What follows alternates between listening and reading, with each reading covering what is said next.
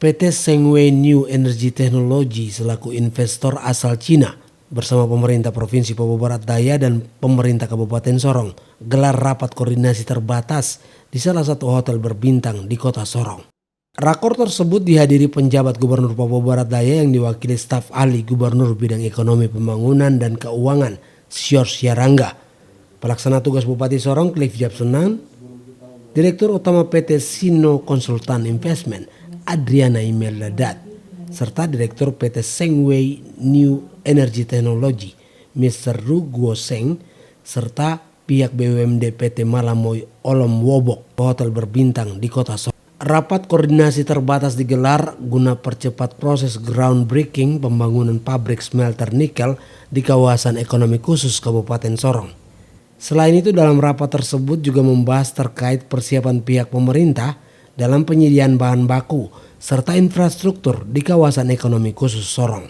Kehadiran pabrik smelter di kawasan ekonomi khusus Kabupaten Sorong diharapkan mampu meningkatkan perekonomian di Provinsi Papua Barat Daya serta membuka ribuan lapangan pekerjaan bagi masyarakat khususnya orang asli Papua. Penjabat Gubernur Papua Barat Daya melalui staf ahli Gubernur Papua Barat Daya bidang ekonomi, pembangunan dan keuangan Sior Siarangga mengatakan pemerintah Provinsi Papua Barat Daya mendukung penuh investasi pembangunan smelter di kawasan ekonomi khusus Sorong. Pak Penjabat Gubernur Papua Barat Daya sudah punya komitmen dan intervensi Pemprov ini untuk bisa bersinergi.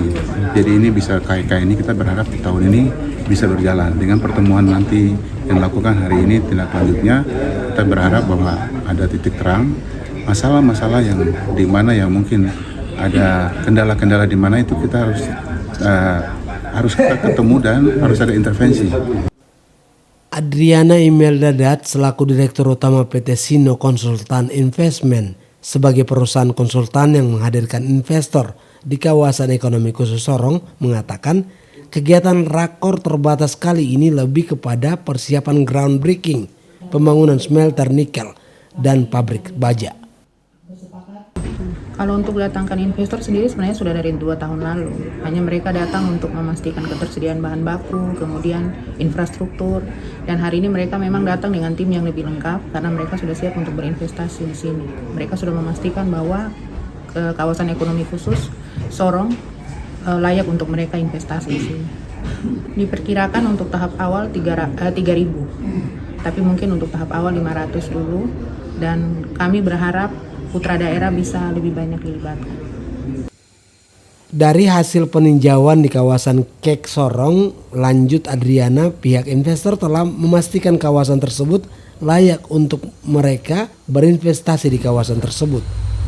Sementara untuk kebutuhan tenaga kerja pada 2 pabrik yang akan dibangun di kawasan Kek Sorong membutuhkan tenaga kerja naker sebanyak 3.000 orang yang akan diterima secara bertahap, di mana menurut Adriana diharapkan naker yang dilibatkan paling banyak adalah putra daerah atau orang asli Papua. Sementara itu, sebagai pihak investor, Ru Guo Seng menegaskan pihaknya berkomitmen menyiapkan seluruh persyaratan untuk melakukan investasi di tanah Papua, khususnya di pabrik smelter Kabupaten Sorong. PT Sengwei New Energy Technology dan satu perusahaan asal Cina lainnya akan menanam investasi sebesar 75 triliun rupiah. Areal yang dibutuhkan untuk pembangunan pabrik smelter nikel seluas 1.000 hektar.